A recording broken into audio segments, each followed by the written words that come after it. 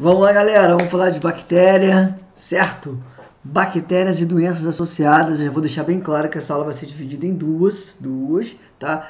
Inicialmente eu vou falar das bactérias e depois a continuação vai ser apenas sobre doenças. Então, vamos comigo. Então, vocês já estão olhando aqui, né, para as bactérias, né, seres estranhos, com um rabinho, com um negócio tipo uns espinhos. Que é isso? Que bicho é esse? Então vamos partir para a gente entender o que são bactérias, tá? Então, as bactérias, elas são organismos sempre unicelulares e procarióticos.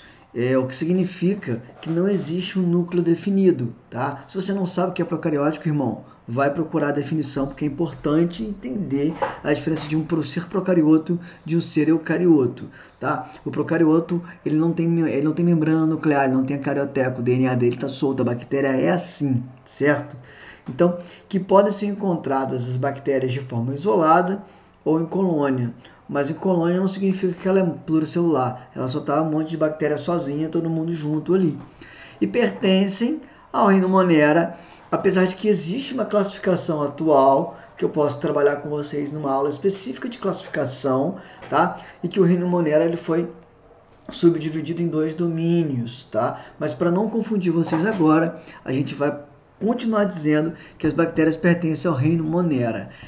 Como eu já disse, elas não apresentam núcleo celular verdadeiro, porque não tem uma membrana que delimita esse núcleo, e a única organela presente nessa célula são os ribossomos, que são responsáveis pela síntese de proteína.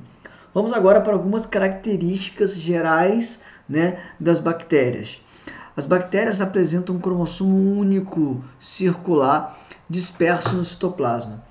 Você nunca vai ver, né, nas bactérias cromossomos naquele formatinho assim, ó, como você vê no ser humano, enroladinho, condensado. Por que não? Porque lá, no nosso caso, nós temos umas proteínas chamadas histonas, que quando o nosso DNA se condensa, ele vai se enrolar ao entorno dessas proteínas histonas. Se você está lendo aqui meu slide, percebeu que as bactérias não apresentam, o DNA dela não está associado às histonas, então você nunca vai ver um cromossomo da bactéria em formato de X, em formato condensado, que a gente está acostumado a ver às vezes em algumas fotos de células por aí, tá? Além de apresentar um único DNA circular que nunca se condensa no meio, as bactérias também apresentam um DNA extracromossomial, é DNA, tá? Mas não faz parte do cromossomo principal, chamado plasmídio. Plasmídio é um DNAzinho circular que não faz parte do DNA principal e vai estar associado a uma série de fatores que eu vou explicar nos próximos slides. Show? Algumas bactérias, na verdade, a grande maioria delas, que fazem, pelo menos que a gente conhece, que fazem mal ou bem para a gente, apresentam parede celular.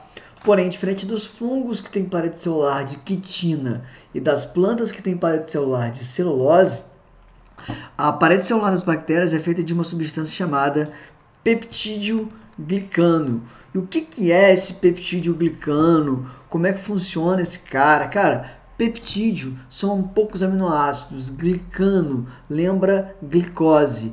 Então, peptídeo, glicano são poucos aminoácidos com um pouquinho de carboidrato, um pouquinho de glicose, o que vai dar a essa parede celular uma característica muito particular, tá? Então, o peptídeo glicano é a substância química que compõe a parede celular das bactérias. Quando a situação pega, quando o bicho pega para elas, elas podem formar uma estrutura de resistência denominada endósporo. Como assim o bicho pega? Tem bactéria que é estritamente anaeróbica, ela não consegue viver em ambiente com oxigênio. E aí, quando isso acontece, se ela entrar em contato com oxigênio, ela morre. Ela precisa estar no ambiente úmido. Se ficar seco, ela morre. Então, quando o bicho está pegando do ponto de vista ambiental para ela, fisiológico, ela forma uma capa, um casulo, um negócio chamado endósporo que vai proteger, que vai deixar ela guardada ali até que o ambiente esteja favorável para ela voltar e atacar a gente novamente, eu mostro nos próximos slides. Além disso, para finalizar essas características gerais e iniciais, elas possuem um ou mais, pode, nem ter na verdade, né? Mas elas podem ter flagelos, tá? Mas, diferente das células como espermatozoide, esses flagelos não têm origem do centríolo. Por que, Dudu? Porque eu avisei e falei que a única organela que as bactérias têm, ó, é, vou arriscar muito aqui, ó, ribossomo.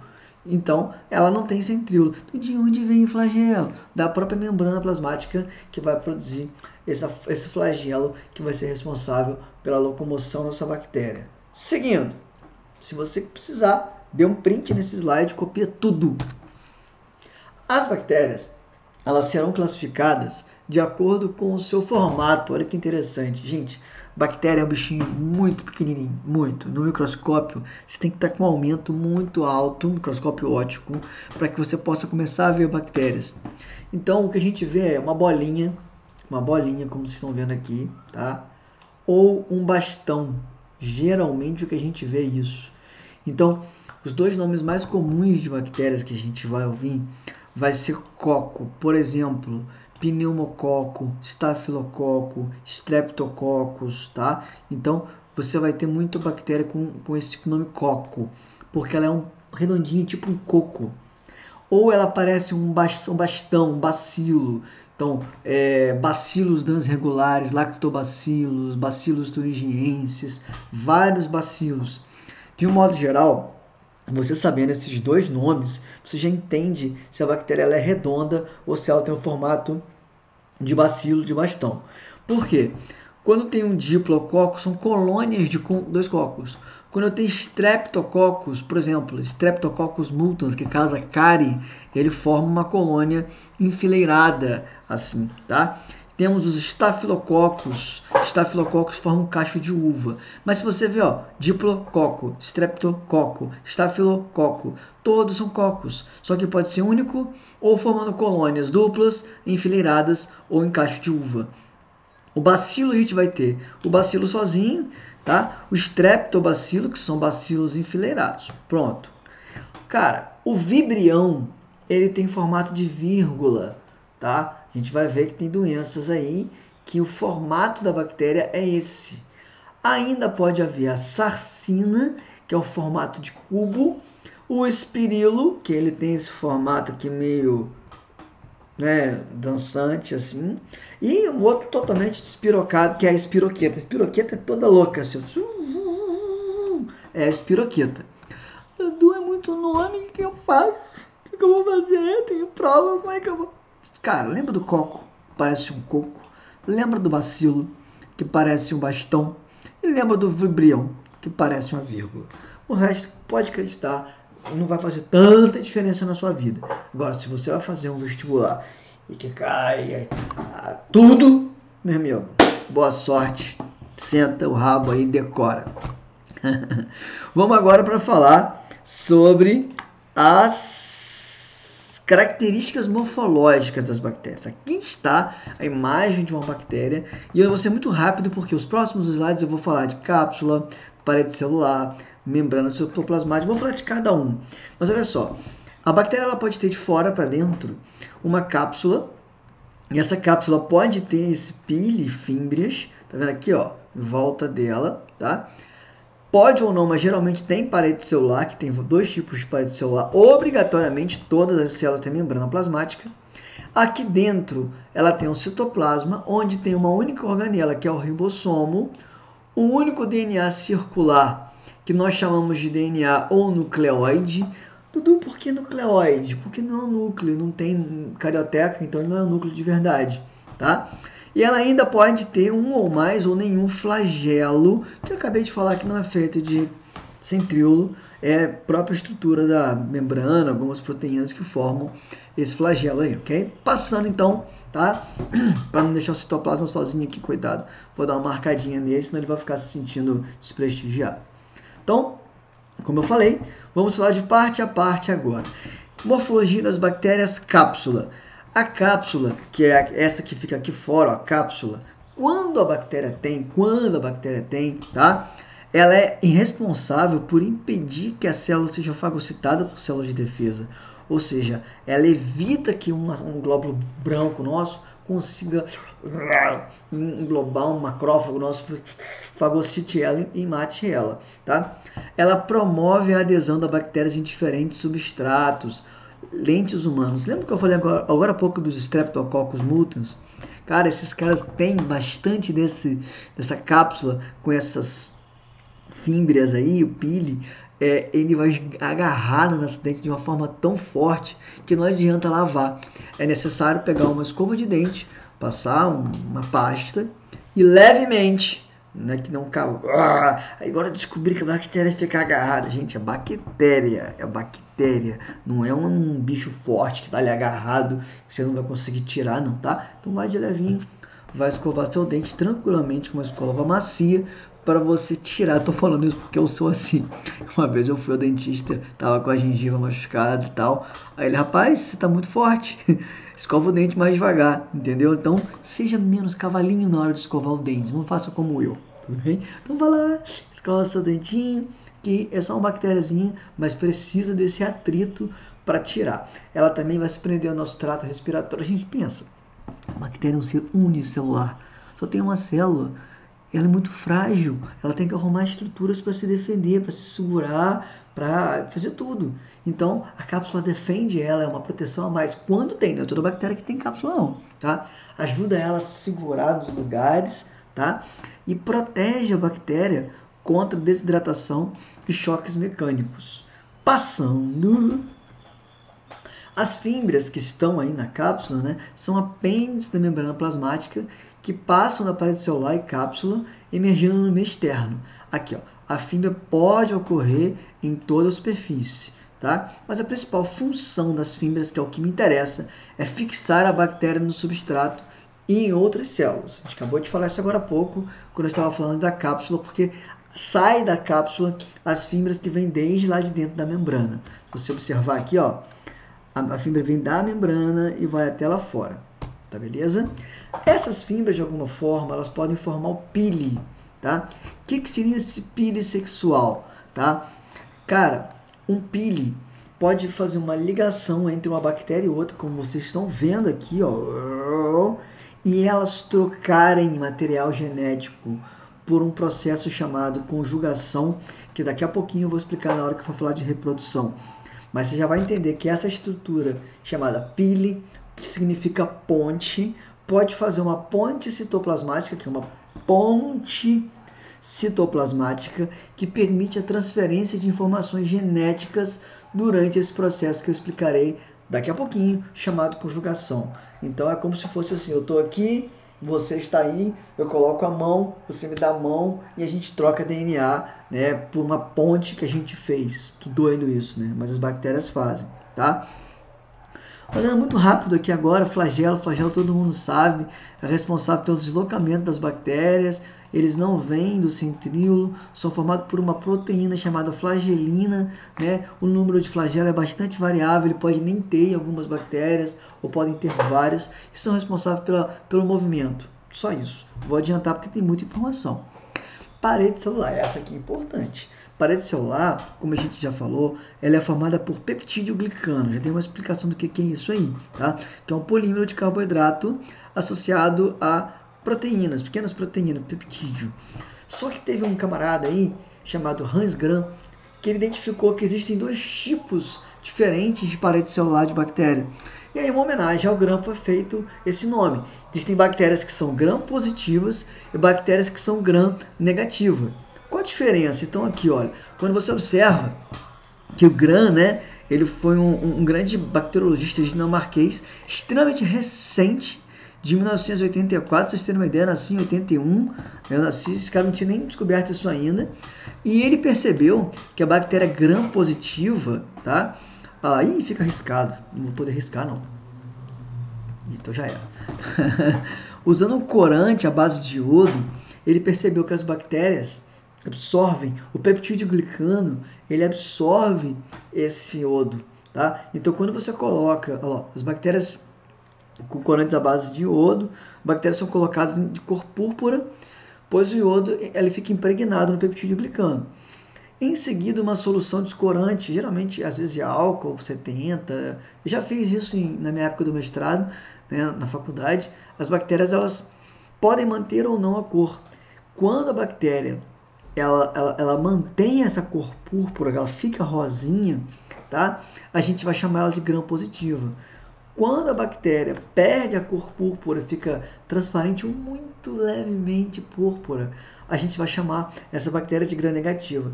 Para ficar mais certo, o que a gente fazia? A gente tinha lá guardado na nossa geladeira do laboratório bactérias gram-positivas e bactérias gram-negativas.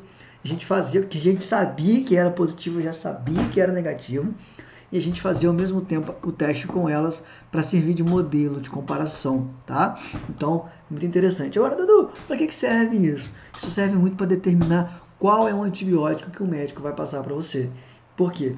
Muitos antibióticos atuam na síntese da produção da parede celular. E a parede celular mais espessa das gram-positivas, que vocês estão vendo aqui, ó, a gram-positiva como é que é? Tem uma paredão celular grande aqui de peptídeo glicano. Já a gram-negativa tem duas membranas plasmáticas e uma camada fina de peptídeo glicano no meio, membrana externa, membrana plasmática interna e uma camadinha de peptídeo glicano. Isso faz toda a diferença na hora de escolher o antibiótico. Aí você fala assim, ai Dudu, eu vou no médico e ele não sabe qual bactéria que eu tenho. Realmente, se ele tivesse que fazer um exame do tipo, vai lá meu filho, vai no laboratório amanhã, faz lá uma coleta para ver qual é a bactéria que você tem. Você vai coletar, vai colocar a bactéria no meio de cultura, vai guardar aí, dependendo da bactéria, 3, 4, 5, 6, 7 dias para ficar pronto, para ir no laboratório fazer um teste de coloração de gram. Uma semana depois você volta lá e aí fala assim, doutor, a bactéria que eu tenho é gram positiva. Aí ele te passa um antibiótico. Você já morreu, já era. Então o que o médico faz? Ele passa um antibiótico logo para você de amplo espectro, vai tentar pegar qualquer bactéria que puder, e se o problema persistir, você vai retornar lá, pode ser uma resistência, uma bactéria resistente, um antibiótico, ou pode ser realmente um antibiótico errado. Aí ele pode pedir para você fazer aquele examezinho que pega um algodão, vai na garganta e tal, e aí o cara vai fazer a cultura da bactéria, se for uma bactéria de garganta, né galera? Pode ser outra, né? E aí você vai descobrir, só em descobrir se a bactéria é gram-positiva ou gram-negativa, isso já pode dar um grande indicativo de qual tratamento ele deve fazer. Até para identificação de bactérias em chaves de classificação, a gente utiliza a coloração de gram. A primeira coisa que a gente faz, tá, é bactéria, é gram positiva ou é gram negativa? A partir daí, a gente vai classificando essa bactéria, tentando descobrir qual é o gênero, qual a espécie, qual a família que ela pertence, tá certo? Membrana plasmática, pessoal, lipoproteica, como qualquer célula, como qualquer membrana, igual a todos os organismos eucariontes e procariontes, não tem diferença. A única diferença que tem é que na membrana plasmática da bactéria, deixa eu mostrar aqui para vocês, existe uma coisa até que é um pouco controversa, mas assim, ela pode ter uma curvinha assim, ó. E essa curvinha assim, ela é chamada de mesossomo, que seria responsável pela respiração celular, já que bactérias não possuem mitocôndrias. Então seria esse mesossomo que faz a respiração celular nas bactérias. Mas por mais que a membrana plasmática seja igual para todos os organismos, proteção, transporte de substâncias, síntese de componentes da parede celular, isso que já não é tão comum para todas as espécies. Existem algumas especificidades, sim, na membrana plasmática das bactérias, já que elas só são isso, uma célula, né? Secreção de enzimas, aqui ó, respiração celular feita por esse mesossomo aqui, tá? Ela serve para ancorar o pile e as fímbrias, armazenamento de pigmentos como cianobactérias que fazem fotossíntese. O reino Monera não é feito apenas de bactérias, mas também de cianobactérias, ok? Citoplasma.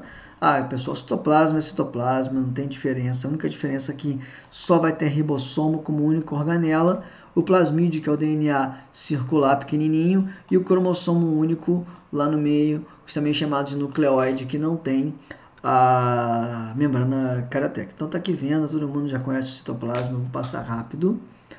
O nucleóide é, na verdade, o próprio DNA. DNA está na forma de nucleóide. É o único DNA circular que não tem proteínas histonas, por isso a gente já falou que ele não forma, não condensa, tá? Não apresenta nucleolo, que é algo comum dos seres eucariotos, e também não tem carioteca, né? Por isso ele não é um núcleo, ele é um nucleóide, tá? Então, o plasmídio vai ter uma hora que a gente vai falar muito dele, não agora, eu vou falar só da função dele com relação à bactéria e vou dar uma pista para vocês. Como eu já disse, ele é pequenininho e ele é extracromossômico, ele não faz parte do cromossomo, não. Ele é extracromossômico. Mas para a bactéria, ele faz o quê?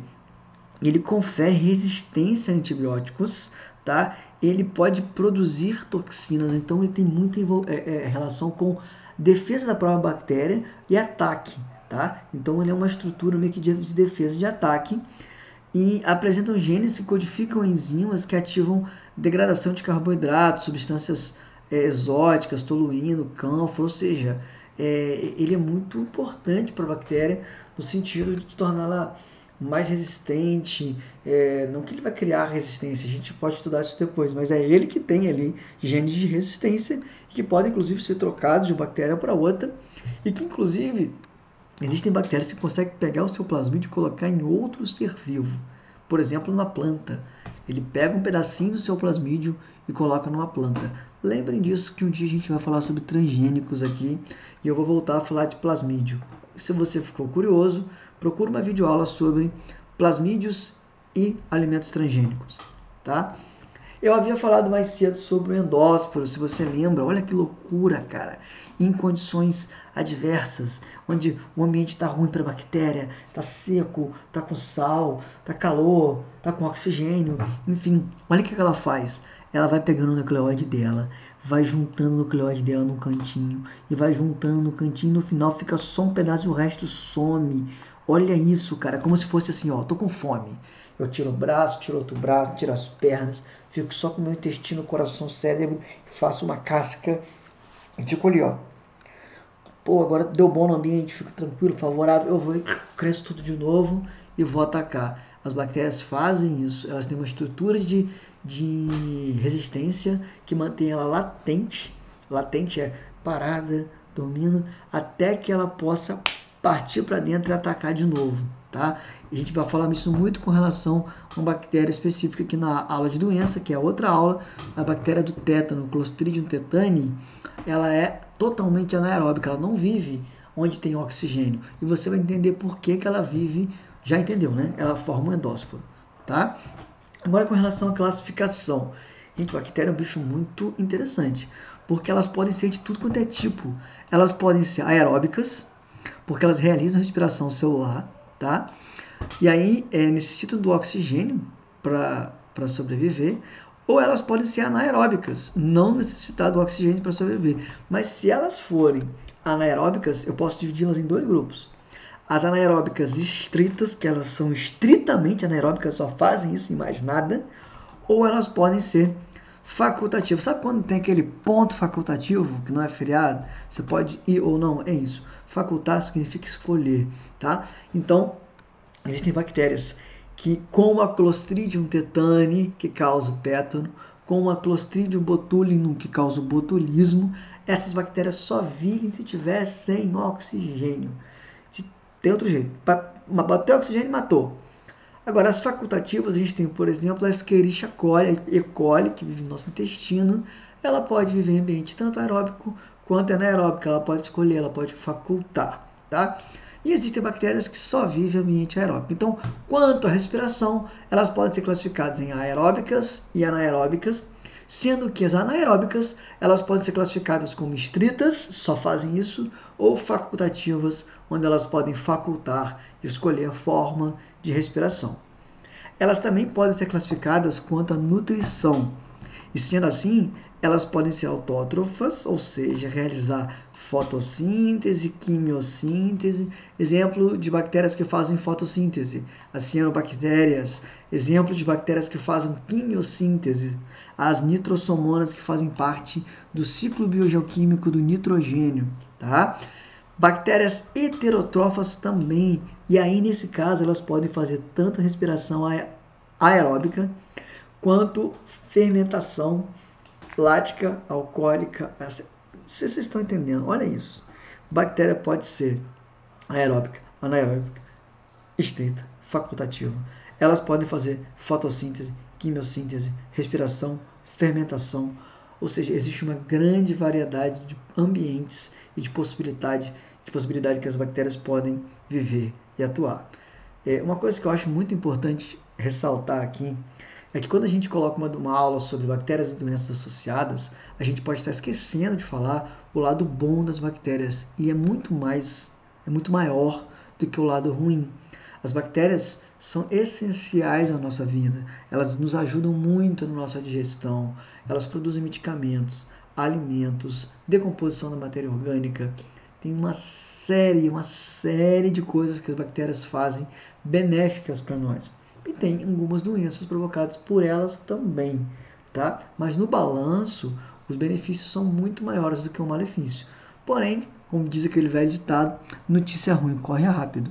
Então a gente acaba falando muito das doenças, mas não podemos esquecer de uma série de benefícios que as bactérias podem trazer para o nosso dia a dia, tá? Com relação à reprodução, elas podem fazer reprodução assexuada e reprodução sexuada. E aí, preste atenção, aqui tem uma coisa muito louca. A única reprodução que faz aumentar o número de indivíduos é a reprodução assexuada, que seria bipartição, o nome já fala, bipartição. Tem um negócio aqui, eu vou partir no meio, bipartição.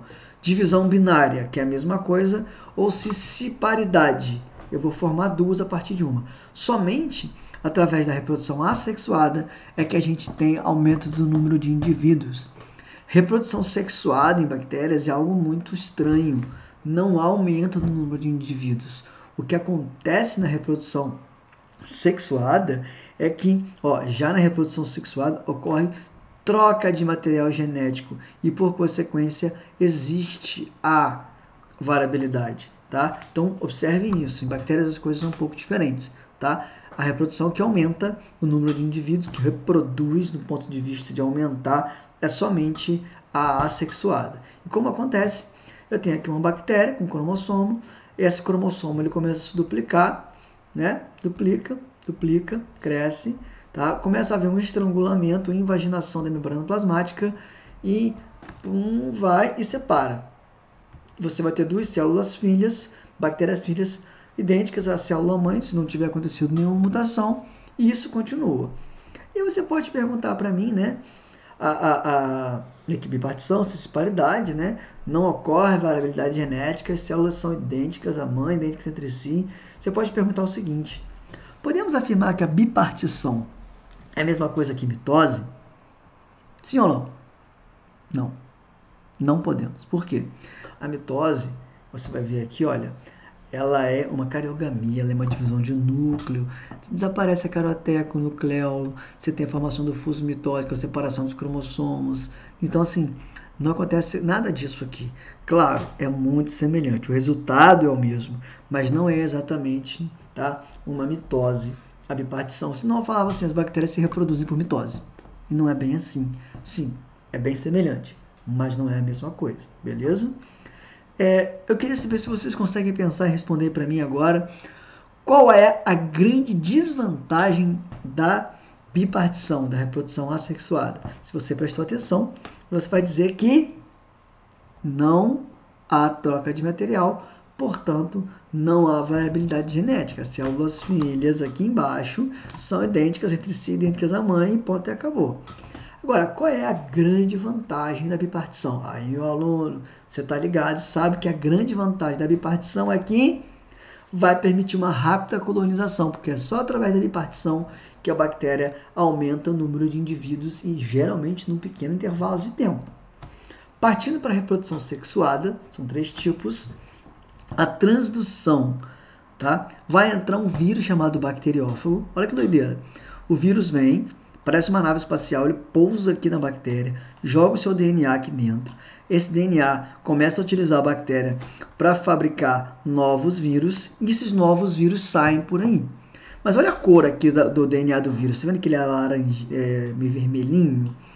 Então, alguns vírus vão sair com DNA igual ao do original, muito parecido com o original. Outros vírus vão carregar apenas um pedacinho de DNA que era da bactéria, que não tem nada de vírus. Quando esse vírus for atacar a outra bactéria, ele vai pegar um pedacinho do gene dessa bactéria aqui, ó, esse pedacinho aqui, que foi parar dentro desse vírus aqui, que agora é um vírus com pedaços de DNA de bactéria, que vai atacar a outra célula e vai passar esse DNA da bactéria para essa outra bactéria, fazendo com que aconteça uma modificação, uma variação no seu DNA, aumentando, criando variabilidade. Então, o vírus entra na transdução aqui. Partiu? Transformação. Cara, muito doido isso. Tem uma bactéria morta lá no caminho, um monte de pedacinho de DNA, uma bactéria viva do lado, pode fagocitar, engolir esse DNA, incorporar esse DNA de outra bactéria, né, para você. É como se fosse eu andando na rua, tô vendo um cara morto ali de olhos azuis. Eu vou lá, puxo o olho dele, coloco em mim, pronto, agora tem olho azul. Doideira, mas é isso que as bactérias fazem. Não intencionalmente assim. Ela não escolhe qual característica que ela vai pegar, mas ela pode pegar um DNA que está solto ali no ambiente, tá? E por fim, essa aqui que eu tinha comentado mais cedo, a conjugação, porque forma-se aqui essa ponte citoplasmática, o pili, onde é o que acontece? Essa bactéria aqui tem um monte de plasmídio. Plasmídio, lembra que ele é responsável pela resistência a antibióticos, para a produção de toxina. Essa bactéria aqui, ela não tem plasmídio, tadinha, ela não tem essa questão. Elas vão, fazem uma ponte, fazem um pili sexual. Aqui está uma foto real desse pili. E alguns desses plasmídios podem passar para a bactéria aqui da direita, fazendo com que ela, no final, fique agora com essa estrutura que ela não tinha. Mas observa só, eu tinha uma bactéria aqui, outra bactéria aqui, duas bactérias. Eu continuo no final com duas bactérias, eu não tive um aumento. Dudu, e como é que essa bactéria aqui vai fazer para aumentar essa população? Bipartição. Aí ela vai aumentar a população, tá? Então, os três tipos de reprodução sexuada, transdução com vírus, transformação, onde ela capta do ambiente DNAs de outras bactérias mortas que estão por ali, e a conjugação, que elas fazem trocas de fragmentos, não aumenta o número de indivíduos, porém geram variabilidade, tá? Por isso é chamado de reprodução sexuada, por mais que não gerem o aumento do número de indivíduos. Valeu, galera! Próxima aula, fiquem ligados, que vai ser apenas sobre doenças provocadas por bactérias. Espero que vocês tenham gostado. Se gostou, dê o seu like, aperte a notificação. Valeu!